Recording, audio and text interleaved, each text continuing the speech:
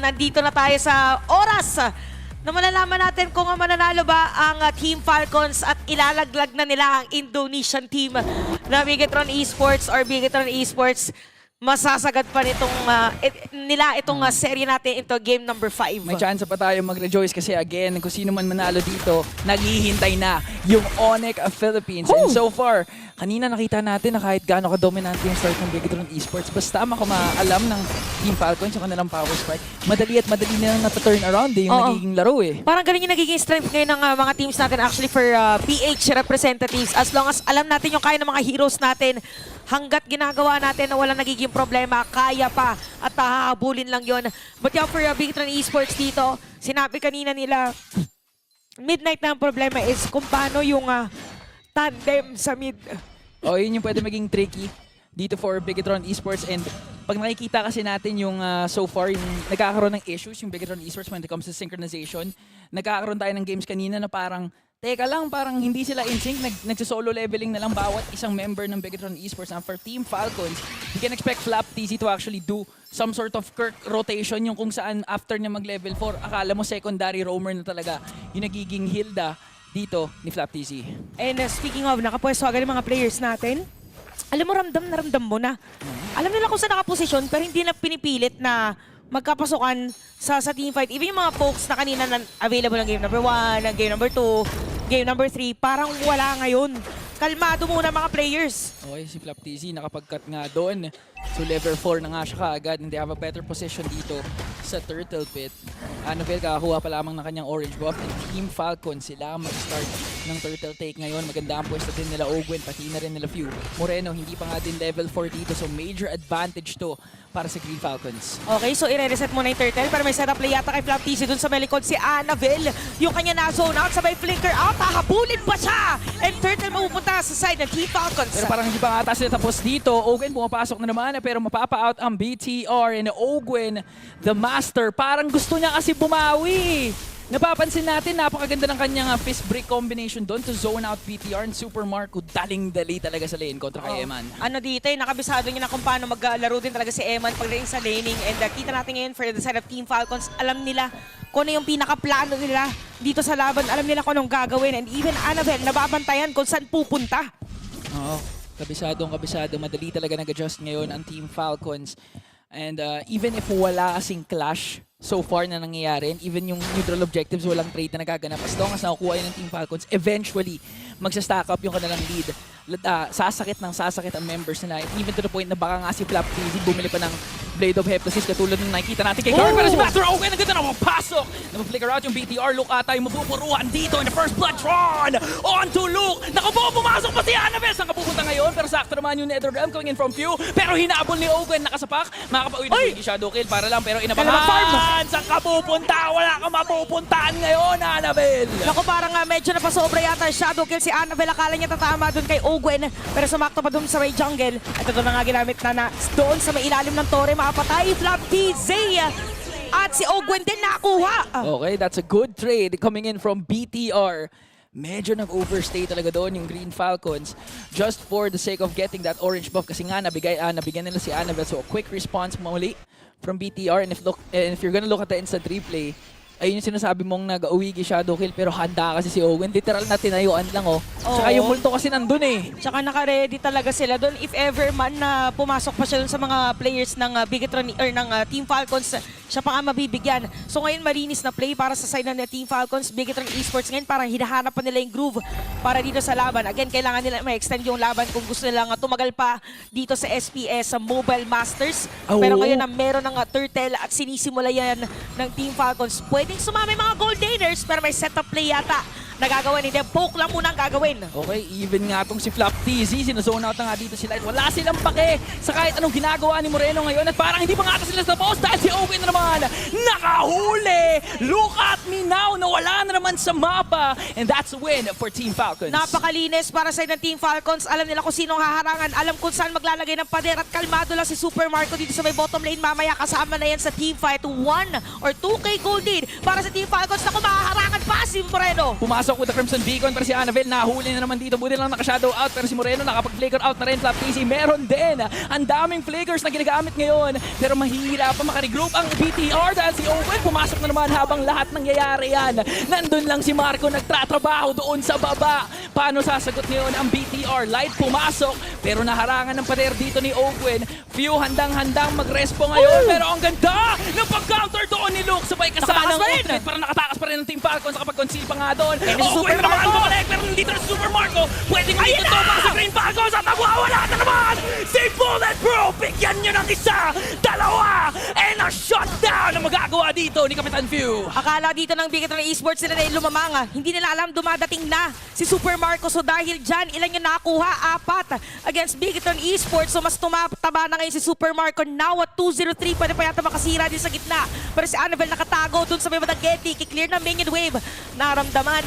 Pero hahabulin. Zaman Force, shadow out para sa kanya. Pero purple buff, mahugot sa kamay ng Team Falcons. Sakto rin na walang red tree doon, si Annabelle. So far, kahit humaba yung team fight, naging pabor na naman para sa Team Falcons. Kasi right on time, si Super Marco kasi, yun kasi yung win condition ng Team Falcons. Alam nila na kahit mapitas, isa o dalawa sa kanila, as long as makaabot si Super Marco at makip nila yan sa sarili nilang jungle, magwawala at magwawala yan si Mac. Sabi nga ni Brigida, di ba, Mac, ganun. Oh, ramdam na ramdam mo yung damage eh, no? Oo, tumagos eh. Tsaka pagka kasi yung tunog, iba yung damage. Iba. Parang may diin. Malutong. Malutong super Mac! Yan. Yan. Oh, wait, meron kong sila narinig. So may kita natin ngayon for Cal TC, sinisimulan ni Legion Turtle. Papasok ba yung Bigetron Esports? Parang hindi. Nakita kasi nila Super Marco dun sa may batang ibaba. So space muna ang binibigay nila kay Eman para din sa laban. Pero parang gusto ituloy dito sa may bottom lane. Si Ogwe nakatago dun sa may bush. Si Light may kita nila, may setup by na mag-clear lang ng minion wave ang mga players ng Bigetron Esports. Siguro dito na natin nakikita yung medyo tricky na dynamic with the mid-rotation, mid-roam, with the Kalea pati na ng Jushin. So far, nahihirapan sila mag-first down ng kahit sinong mahuli nila. Yes. Pag makakahuli man sila. Kasi bawat kanto, bawat sulok, may Falcons na nag-aabang, may makunat na nandun. And not to mention, Annabelle ngayon, nahihirapan, wala siyang shadow. Pero Team Falcons makuha yung Torre. Tsaka na dito for Bigetron Esports, parang kulang sila sa crowd control talaga. Tama. Kasi, asa sila kay Luke eh. Oh, malikot na dito si Super Marco, naka-purify pa. If ever man na mamatay, meron pa namang Netherrealm para dito sa ating laban. So 8 minutes for this game. 3K ang kalamangan ng Team Falcons. And nagsastruggle na rin na madepensaan dito yung middle lane ng Bigetron Esports. Sa mga bagong dating, again, Bigetron Esports, pag natalo po sila sa series na to, ibig sabihin, goodbye, out na sa ating Mobile Masters. Hindi na magkakaroon ng lower bracket or anything. Pero Team Falcons, pag nanalo sa game na to, sila ang kakalabanin ng Onyx Philippines sa ating next round. So napaka-importante nito para sa mga manlalaro na manalo sa game na to. Alam mo, nahihirapan ngayon talaga si Luke kasi parang asa sila sa availability ng flicker niya. Kanina nakita tayo Yung ng setup, magandang no? setup eh. No Earth Shatter. Pero speaking of setup, nakapag-immune nga dito si Few. Super Marco pumasok with Zaman Force. Nandun yung Wiki Shadow Kill. Pero pinagsisharean lang nila yung damage coming in from Annabelle. Pero Ayun na! hindi matapos yung mga pangalan Master Owen. Napakagandang combo na naman. Tumama naman yung Spirit Destruction. Pero itutuloy nga pa ni Eman dahil merong Netherrealm going in from Few. Napalayo si Light. Pero ayaw pa rin nila pigilan. Guys, hindi na doon sa likod!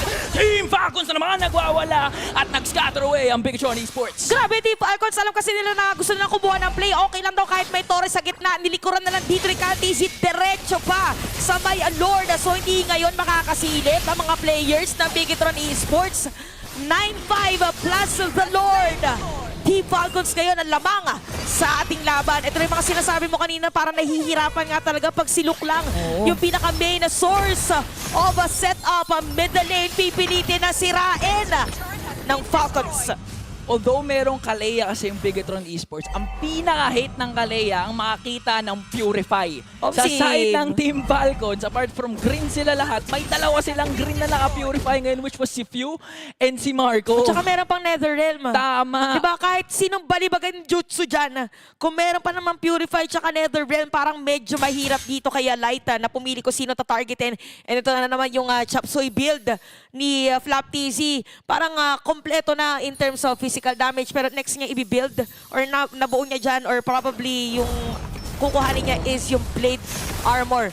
So 9-5 ngayon. Ako sa top lane, nagkasalubungan! Okay, ginamitan ng Wiki Shadow Kill, pero may Shadow ka nga ba dahil hindi mo matatakasan ang kalakasan ni Kyle TZ. Okay, kita natin ngayon for Team Falcons, parang kalmado lang sila ngayon, pero konting katok na lang yata ay pwede sila makasira ng panibagong tore against Bigetron Esports. Sila na ba yung next natutuntong sa ating next round? Or madedepensaan ba to ng Bigetron Esports? Puputok yung tore doon sa may gitna. Even yung bottom lane ay parang puputok na rin. So pwede ipilit anytime, pero diretso pa rin disiplina ipapakita dito ng Team Falcons. Oh, one win away na lang kasi at ang laki ng kanilang kalamangan. So far, looking good at 7K gold lead. And nahihirapan talaga yung Bigetron Esports. Kumbaga parang ang dami nilang options na kung paano nila initiate to, either maging defensive or maging offensive. Nakita natin yung offensive style na kung saan si Light pumasok pero nakapag-purify lang si Fuse. Siguro kung may chain crowd control sila, kung si Luke pumasok din with the Earth Shatter, maaagapan pa sana nila yung clash na yun. Kaso pag may isa kasing nakawala si Fuse o si Marco at Wala. hindi mo naagapan, wala na. Ikaw yung parang hahatake. Lola na may Oo. hatak pa yung Yung Shadow Stampede yung no? Shadow Stampede. So parang inahatak pa niya lalo kay Super Marco. So kung ikaw nga inibigay doon Esports, medyo mag-struggle ka na lang at pinakakailangan mong kapitan is all the turrets remaining dito sa game. Pero ito nakakatakot. Divine Glaive para kay Super Makmak. Yung Makmak na nga lang mataas na yung damage. Paano pa ngayon na meron pa nga magic penetration for the item, and kahit yung gold graph, kitang-kita that the trajectory of the game is leaning towards Team Falcons. I think this is the highest lead for this series na pumitik ng 7K from a games 1 until up to this game. Oh, and for Bigetron Esports naman, again, they still have the Moskov that can utilize later on. Pero ang magiging tanong, or ang usual tanong kasi natin dito sa mga teams na may late game composition, aabot ba tayo Sa late game. sa late game? And looking at things now, parang hindi. Kasi kahit Parang hindi din pinapayagan eh. Oo, hindi pinapayagan. Yung tipong gusto na kasi umuwi ng Team Falcons kasi mahilig din yan mag-gym si Flap TZ. Tsaka Oo nga. pag 3-1 kasi yung score, mas makakapag-trash talk din si Flap. Tsaka sino nga yung mukbang Pinoy mo? Ano Si daw? Si Eman. Sino ba? Si Moreno. Si Moreno pala, sorry. Si Moreno. Nadamay na naman si Eman. Sabi kasi ni Flap TZ, I will mukbang you later. Oo, at Oo, sakto naglalaro sila ng mukbang bang Mobile Legends. mukbang bang. Never Oo, mind. yun. Never mind. Pwede Wala na. yun. Oo. Pero to Lord, sa may bottom lane, dadaan na yung Team Falcons na makakakuha lang nila. So 10-5 ang ating score. Parang mahirap to sa Bigetron Esports. Not unless maging maganda yung Crimson Beacon ni pero masyado siyang viable, susceptible to damage. Oo, tsaka again, the presence of the Netherrealm, may dalawang purifies pa, yung main target sana ng Bigetron Esports. This could be the game-ending push that could push Falcons to the next round. Matinding depensa ang kinakailangan sa BDR, pero pumasok na nga dito si Ogwen. Mo-burst ba? Pero si Fuse sabi na walang mamamatay sa pamilyang ito. Papasok na naman ng Team Falcons at disiplina ang kanilang ipapakita. Lord doon sa bandang baba. Kaya ba depensa ang ng BDR? Kaya pumasok na doon kay Moreno. Dalawang tore ang kanilang nakuha. Okay, halos walang buhay mga players din ng Bigetron Esports, pero meron pa Lord at sa side ng Team Falcons para pwede diretsuhin. At meron- Namatay yata isa. Annabelle, wala na. At parang Team Falcons na nga ata ang mag-a-advance. Teka lang, Kyle TZ pumasok doon kay Eman. Apat Sa na naman top lane, ang sa top lane, Nandun sila sa top lane ngayon. Parang top lane yata ang gusto kuhanin dito naman sa side ng Team Falcons. Kailangan ito madepensahan ng Bigetron Esports. Lahat ng mga pwedeng kapitan, kailangan na ng kapitan. Pero 20 seconds pa bago mabuhay si Annabelle. Conceal. Ito na bang inaantay ng Team Falcons? Okay, may consignment na draft dito kay Ogel. Pumasok na naman si Kyle TZ. Lahat na pinupost nila para lang manalo